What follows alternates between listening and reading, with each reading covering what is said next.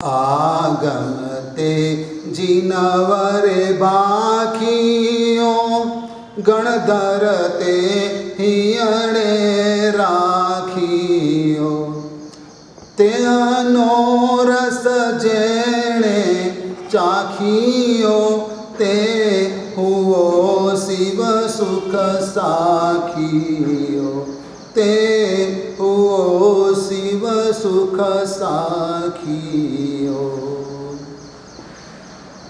सभी आत्माओं के ऊपर 8 कर्म लगे हुए हैं और प्रतिपल हमारी आत्मा के तरफ यह कर्म आकर्षित होते जा रहे हैं।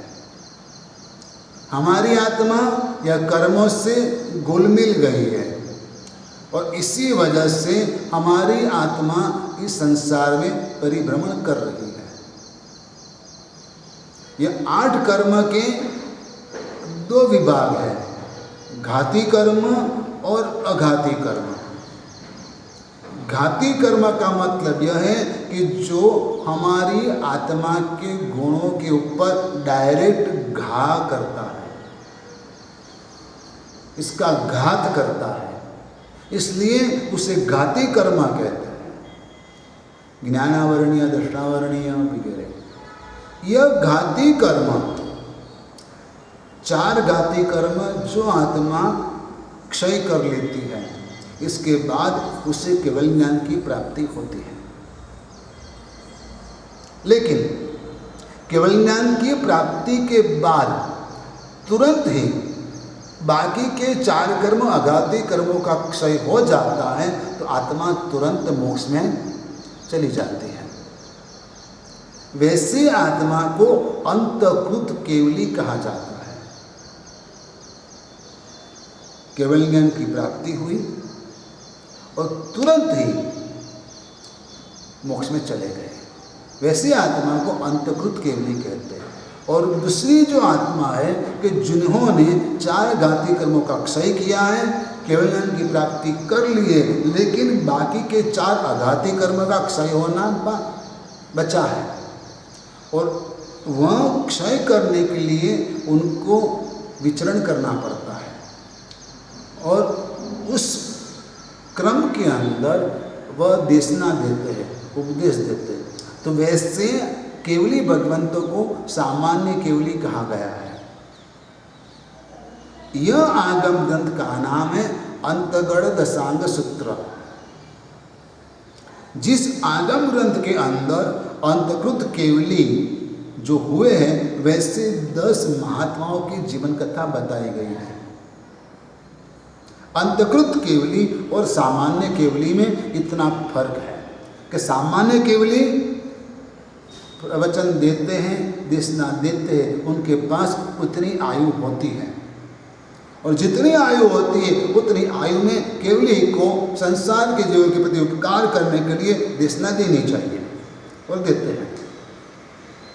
तीर्थंकर परमात्मा भी देशना देते हैं, वह तीर्थ की स्थापना करते हैं। सामान्य केवली को तीर्थ की स्थापना करना नहीं होता है क्योंकि उनका इतना पुण्य नहीं होता।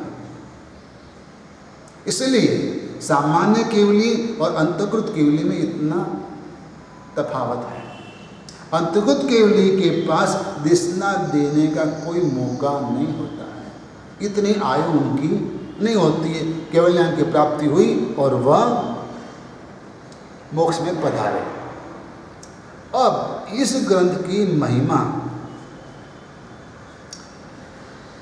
उत्तर भारत में स्थानिकवासी संघों में बहुत ज़्यादा है। हमारे यहाँ परिश्रना पर्व के अंदर कल्पसूत्र का वांचन होता है और उनकी महिमा होती है। लेकिन वहाँ पर उत्तरीय भारत में स्थानिक के संघों के अंदर यह जो आगम ग्रंथ अंतगढ़ दशांग सूत्र, यह सूत्र का वांचन परिश्रना पर्व में 8 दिनों में होता है। मतलब सूत्र कितना महत्वपूर्ण है। और जो भी अंतर्गत केवली हुए उसमें से अधिकांश आत्माएं भगवान नेमिनाथ के शासन में हुई थी। कुछ आत्माएं भगवान महावीर के शासन में हुई थी और वह अपनी साधना में इतने लीन रहे, केवल ज्ञान हुआ, तुरंत ही मोक्ष हो गया। अंधकृष्णी नाम का एक राजा था, उनकी पत्नी धारिणी, उनके 10 पुत्र गौतम कुमार आदि, उन्होंने भगवान नेमिनाथ के पास दीक्षा ली थी। भगवान नेमिनाथ जो गिरनार पर पधारे, जिन्होंने पशुओं को बचाने के लिए शादी करने का इनकार कर दिया, राजुल के साथ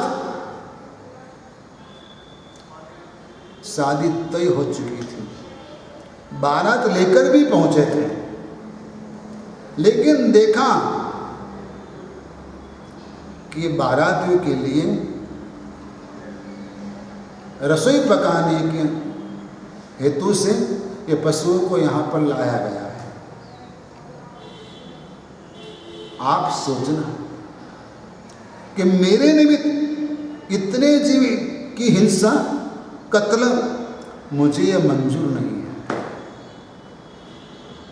और सब कुछ छोड़कर नेम कुमार निकल पड़े। हाँ, यदि आपको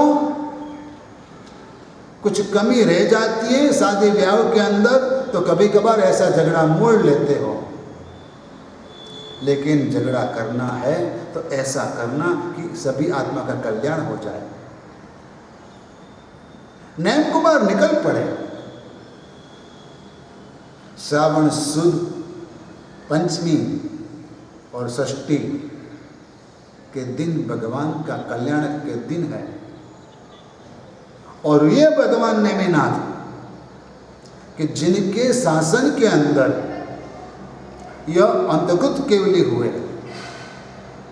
भगवान नेमिनाथ का पुण्य प्रभाव ऐसा था कि ऐसी आत्माओं को भगवान के सानिध्य में सात्ता की प्राप्ति होती थी, समता की प्राप्ति होती थी। भगवान के पास उन्होंने दीक्षा ली। किसी का सानिध्य आपके तप में बल देने वाला होता है।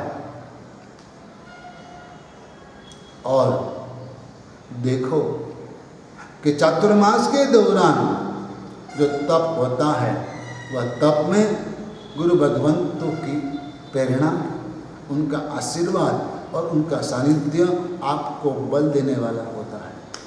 आप चातुर्मास के अलावा कोई दिनों में तपश्चर्या क्यों नहीं करते हो?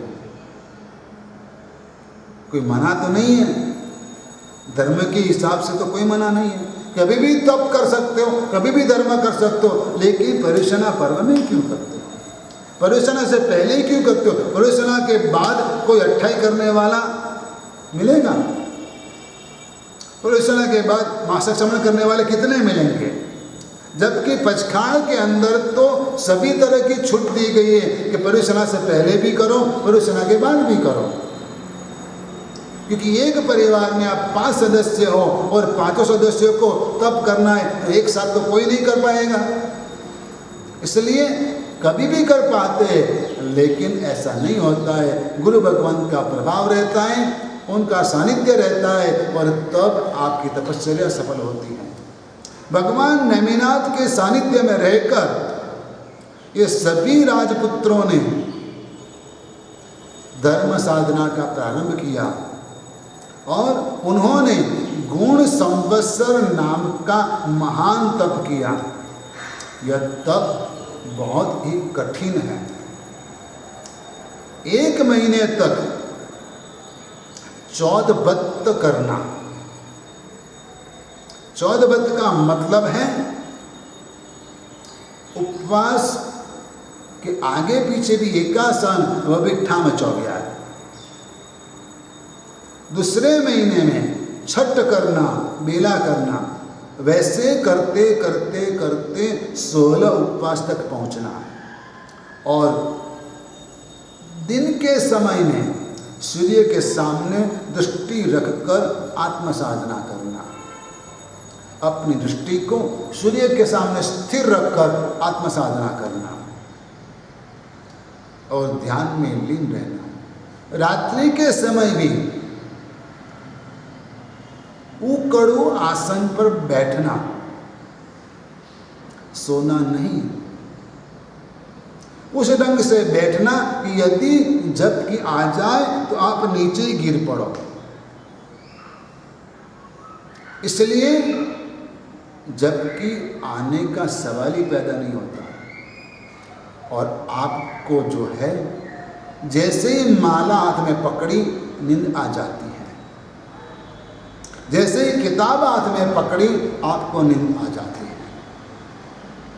गलती यह है आपकी कि आप आराम से सुखासन पर बैठे हो। यदि आप खड़े रहते हुए माला गिनोगे नींद नहीं आएगी। यदि आप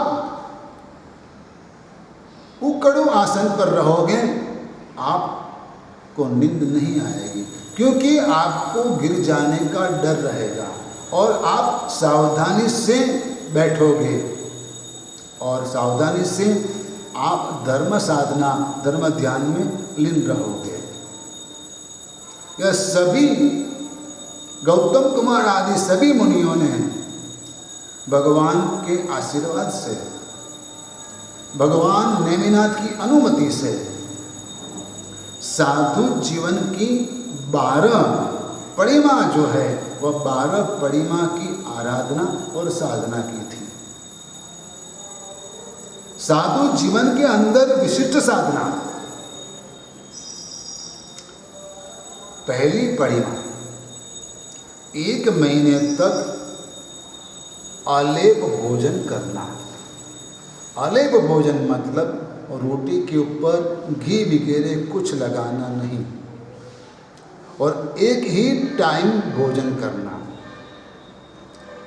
और जब साधु भगवंत वैरते हैं तब एक बार में एक हाथ से, यानी कि दोनों हाथ से जितना भी दे दिया उतना ही लेना, दूसरी बार कुछ नहीं लेना। उसे दत्ती कहते हैं।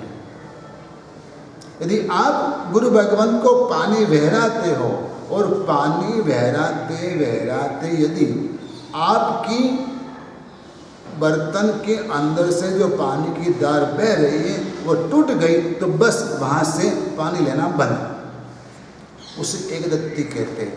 वह पानी की एक दत्ती और वह गोचरी की एक दत्ती। गोचरी की एक दत्ती मतलब एक ही बार में जितना बह आया वह एक दत्ती।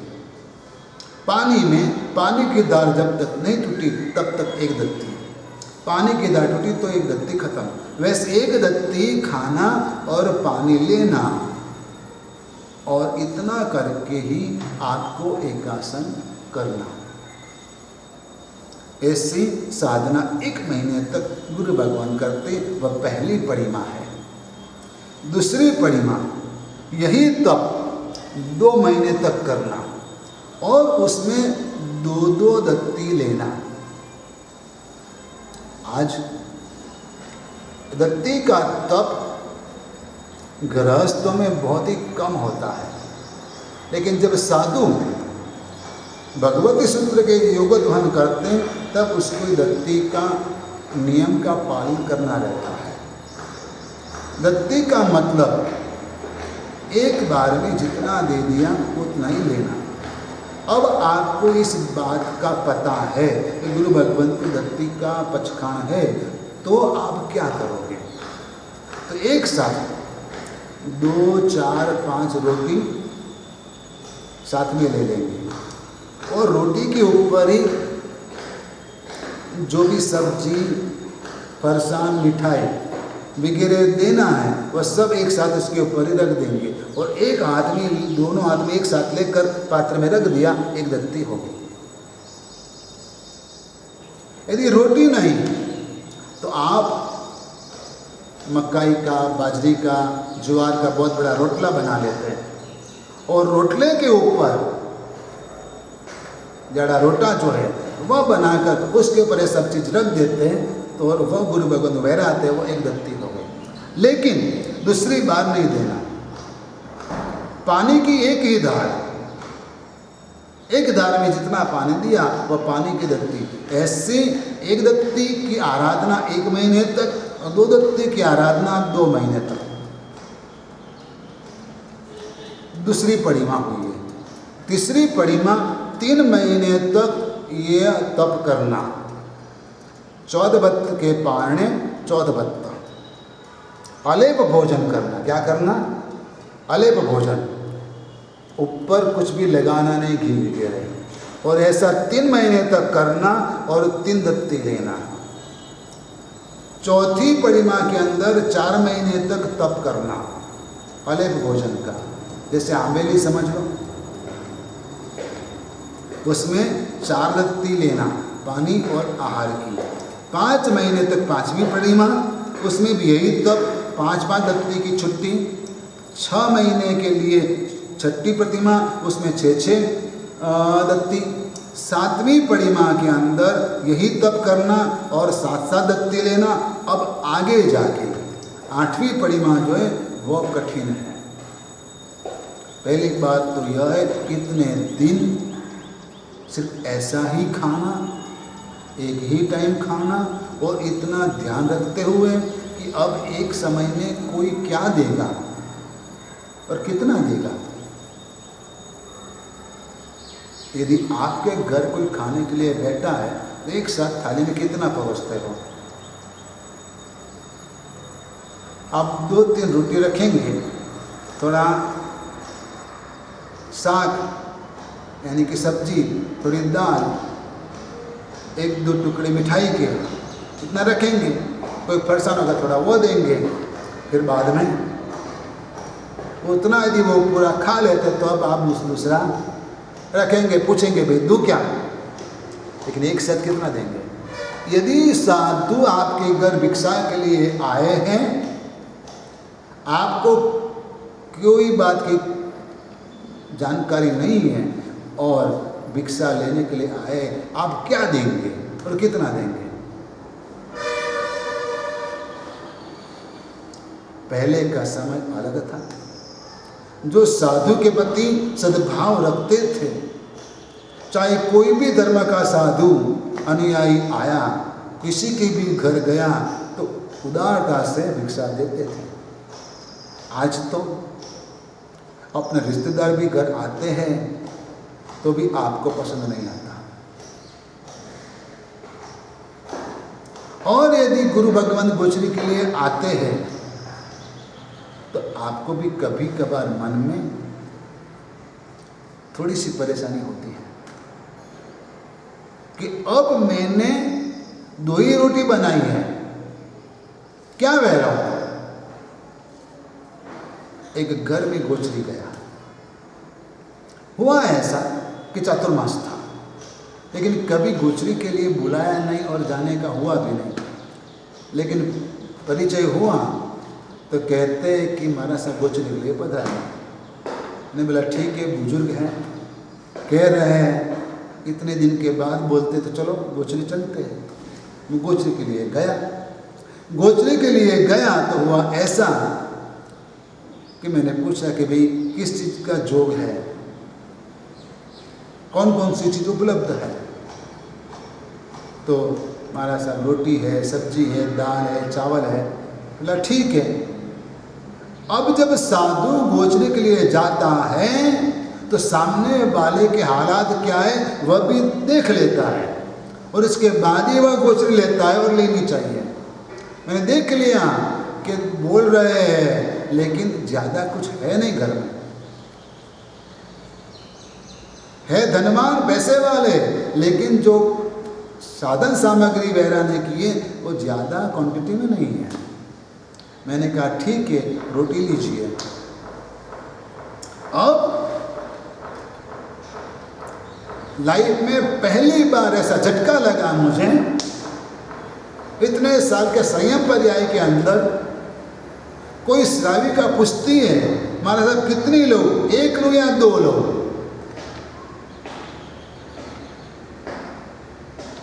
मैंने कहा आधी लो। मुझे समझ में आ गया कि उनके पतिदेव जो थे वो खाना खाकर मार्केट में निकल गए थे। अब वह माँ जी को ही खाना बाकी था और उन्होंने खुद के लिए 2-3 रोटी बना के रखी थी और मैं ग्रोसरी के लिए गया, पहुंचा हूं। अब वो क्या दे पाएंगे? यदि मान लो उस समय मुझे दत्ती होती तो क्या होता? 1 रोटी से चलाना था, आधी रोटी से चलाना था। लेकिन यह समस्या पैदा इसलिए हुई है कि आपके मन संकुचित हो गए, आपके दिमाग की बारियां, खिड़कियां बंद हो चुकी हैं। क्यों? कि आप जॉइंट फैमिली में रहना चाहते नहीं। अपनी पुत्र वधू से, बहू से आप अलग रहना चाहते हो और वह भी अलग रहना चाहती है। ईगो बीच में आता है, मैं घर चला लूंगी, तू कर तेरा। लेकिन यह जो महिला थी, मैंने बाद में सुना कि वह और उनका पति दोनों बुजुर्ग होने के बाद भी अकेले रहते थे और उनके 2 बेटे अपने परिवार के साथ अलग रहते थे। यह आपकी संस्कृति नहीं है, यह आपके संस्कार नहीं होना चाहिए, यह भारतीय संस्कृति नहीं है।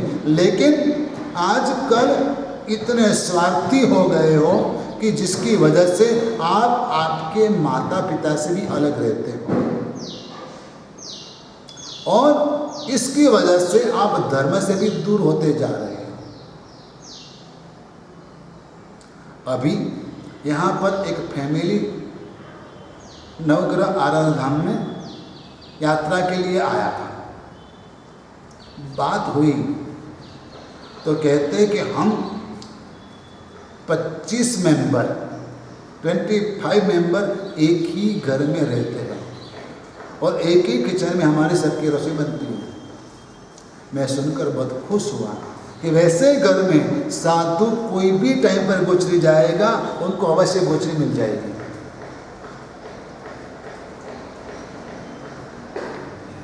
लेकिन जो सिंगल कपल रहते हैं उसके घर में किसी भी टाइम पर जाओ गोचरी मिलेगी ही नहीं। और इस वजह से ही हमारे जीवन के नियम बार बार तोड़ने पड़ते हैं, टूटते हैं। गोचरी में दोष लगता है, प्रतिदिन दोष लगता है। और यह साधना भगवान महावीर के शासन के अंदर जो बताई है वह आज नहीं है। लेकिन ये अंतर्गत केवली भगवंत जो थे वैसी साधना करते थे, यह परिमा का पालन करते थे। 8वीं परिमा, 8 अहोरात्रि यानी कि दिन और रात एकांतर ऑल्टरनेट 24 उपवास करना, 14 व्रत करना, यानी कि उपवास करना लेकिन बिना पानी का उपवास, और आगे के दिन और पीछे के दिन दोनों दिन एकासन करना। और बीच में जो एकासन का दिन है वो एकासन है, लेकिन आयम्बिल करना है। क्या करना है?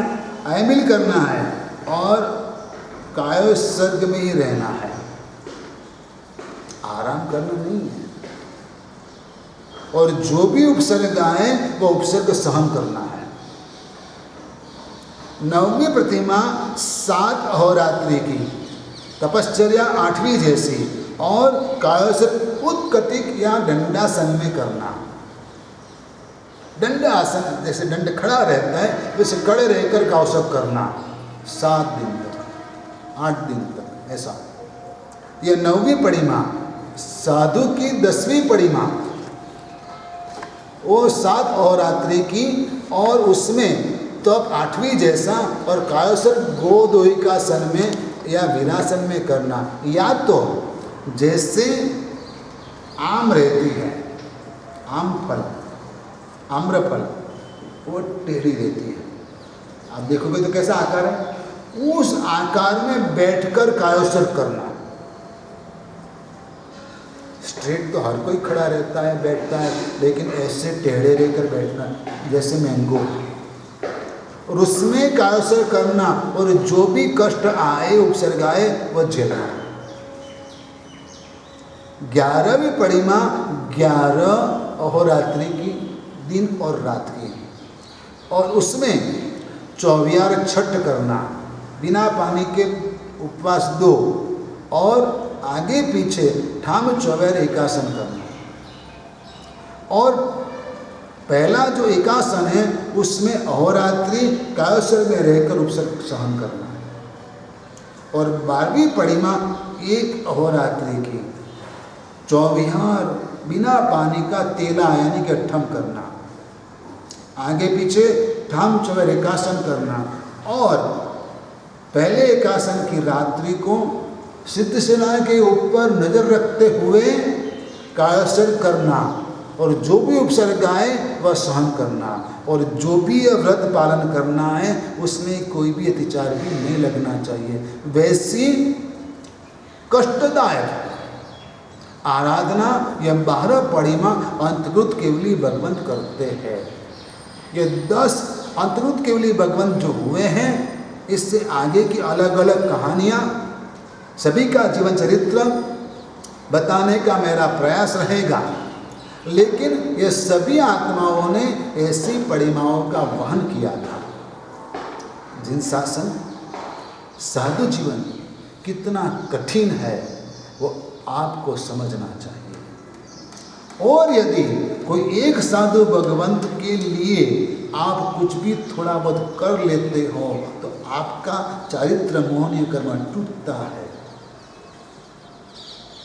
संसार से आपका लगाव उतना कम होगा, और उनकी संयम आराधना में आप सहायभूत बनेंगे। तो सहायभूत बनेंगे तो आपके जीवन में आगे जाके भविष्य में संयम जीवन की प्राप्ति होना सरल हो जाएगी। कई आत्माएं ऐसी है, आज भी हैं, कल भी थी, और आने वाली कल भी ऐसी आत्मा रहेगी कि जिनको लाइफ में संयम जीवन का स्वीकार करने की भावना थी, लेकिन नहीं कर पाए, नहीं ले पाए, चाहे कोई भी वजह से। ये चारित्र मोहनीय कर्म का उदय, ये बंध जो तोड़ना है तो आपको साधु साधु जी भगवंतों की वैयावज करनी ही होगी। सुख संयम यात्रा निर्भव छोजी, स्वामी साता छेजी, भात पानी नो लाभ दे जोजी। सुख संयम यात्रा में आपको सहायभूत बनना है। आप कहते हो भात पानी नो लाभ दे जोजी, भात पानी ही क्यों? हाँ, बहुत सरल शब्द है। कोई भी व्यक्ति भोजन करता है तो सर्वप्रथम पानी का गिलास भर के ही बैठता है, और वैसे ही बैठना चाहिए खाने के लिए। और भोजन के अंत में चावल होते हैं। क्या होते हैं? चावल होते हैं। और चावल खा लिया, बाद में बस संतुष्टि हो गई, पेट भर गया, बात खत्म। भोजन का प्रारंभ पानी से, भोजन का अंत चावल से। आप बोलते हो भात पानी का लाभ दे जो जी, सब कुछ आ गया इसके बीच में। क्या आ गया? इसके बीच में सब कुछ आ गया। और आप यह भाव से गुरु भगवंत को बहराएंगे। गुरु भगवंत निश्चित रहकर धर्म आराधना करेंगे, उसका लाभ आपको मिलेगा। और आपका कर्तव्य है कि गुरु भगवंत को अपने संयम जीवन में कोई भी टेंशन नहीं होना चाहिए, कोई भी चिंता, कोई भी फिक्र नहीं होनी चाहिए कि आगे जाके हमारा क्या होगा। और इसमें आप कहीं ना कहीं सहायभूत बनते हो तो आप बड़े पुण्यशाली हो। यह साधु जीवन की आराधना, ये अंतकृत केवली भगवंतों की आराधना बहुत बड़ी चीज़ है। उनके जीवन की बहुत सारी घटनाएं दूसरे ऐसे अंतकृत केवली भगवान महावीर के शासन में भी हुए हैं और नेमिनाथ भगवान के शासन में भी हुए हैं। ये सभी की बातें मैं आपसे करना चाहता हूँ और करूँगा इस ग्रंथ के माध्यम से। 45 आगम ग्रंथ जो है, आगम ग्रंथ के प्रति आपका हो भाव, बहुमान भाव बढ़े, वही एक मेरा लक्ष्य है। उसके बारे में आप कुछ जाने, आप कुछ समझे, कम से कम आपकी संतान को 45 आगम ग्रंथों के नाम मुंह जबान हो जाए, वो रट ले रे। जैसे 24 भगवान के नाम आपको पता है, वैसे यह 45 आगम ग्रंथ के नाम भी आपके परिवार के सदस्यों को मुँह जबान हो जाए। जैसे नौपत जी के नाम याद रहते हैं, वैसे यह नाम भी रट जाए तो भी यह प्रयास मेरा सफल रहेगा। और मैं चाहता हूँ कि आप भी यह करना। बस आज इतना ही। धर्मलाल, आशीर्वाद।